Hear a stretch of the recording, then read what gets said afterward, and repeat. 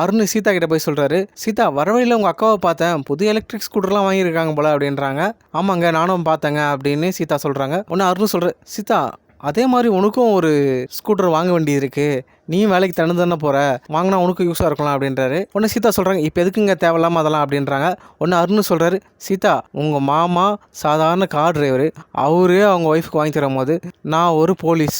நான் உனக்கு வாங்கி தரலாம் எப்படி?" அப்படின்றாரு. உடனே சீதா சொல்றாங்க, "எதுக்குங்க அப்படிலாம் பேசிட்டு இருக்கீங்க?" அப்படின்றாங்க. உடனே அருண் சொல்றாரு, "ஆமா சீதா, என்ன பின்ன ஒரு டிரைவரே ஒரு ஸ்கூட்டர் வாங்கி தர முடியுதுன்னா, நான் ஒரு போலீஸ் என்னால் வாங்கி தரலாம்ல என்ன? நான் கூட யோசித்தேன் உனக்கு கார் வாங்கி கொடுத்துடலாமா அப்படின்ட்டு. ஏன்னா முத்து ஒரு டிரைவரு.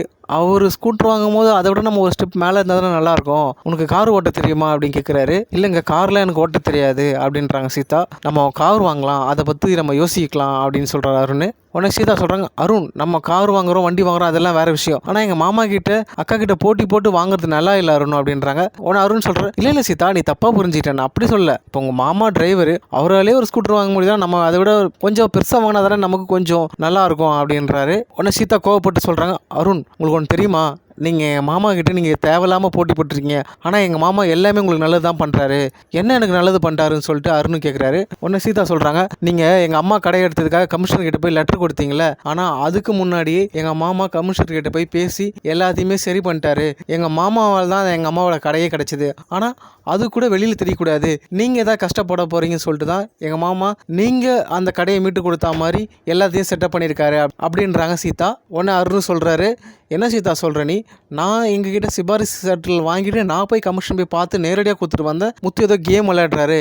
கண்டிப்பாக உங்கள் அம்மா கடை வந்ததுக்கு காரணம் நான் தான் கஷ்டப்பட்டு எல்லாத்தையும் பண்ணேன்" அப்படின்னு சொல்கிறாங்க அருண். உடனே சீதா, "இல்லவே இல்லைங்க, எங்கள் மாமாவால் தான் அந்த கடை திரும்பி வந்தது" அப்படின்னு சீதா ஆணித்தரமாக சொல்கிறாங்க. உடனே அருண் சொல்கிறார், "சீதா நீ முட்டாளாவே இருக்க. முத்து செய்யாத எல்லாத்தையும் முத்து செஞ்சதாகவே சொல்கிறாரு. ஒரு சாதாரண டிரைவர் சொல்லி ஒரு கமிஷன் கேட்பாரா? நான் போலீஸு நான் இல்லாமல் என்னோடய ஹையர் ஆஃபீஸ் கிட்ட லெட்ரு வாங்கிட்டு போயிட்டு தான் அவர்கிட்ட கொடுத்தேன். அதுக்கப்புறம் தான் அவர் ஆக்ஷன் எடுத்தார்" அப்படின்றாரு அருண். உடனே சீதா சொல்கிறாங்க, "ஏங்க உங்களோட குணம் இப்படி தான் இருக்குது. ஆனால் எங்கள் மாமாவோட குணம் வேறு.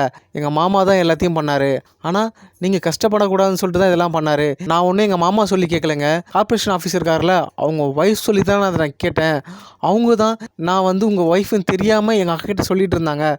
இந்த விஷயம் மூலயமா தான் எனக்கு தெரியும். எங்கள் மாமாவும் என்கிட்ட சொல்லலை. ஏன் எங்கள் மாமா எங்கள் அக்கா கிட்ட மட்டும் இல்லை, எங்கள் வீட்டில் யார்கிட்டையுமே சொல்லலை.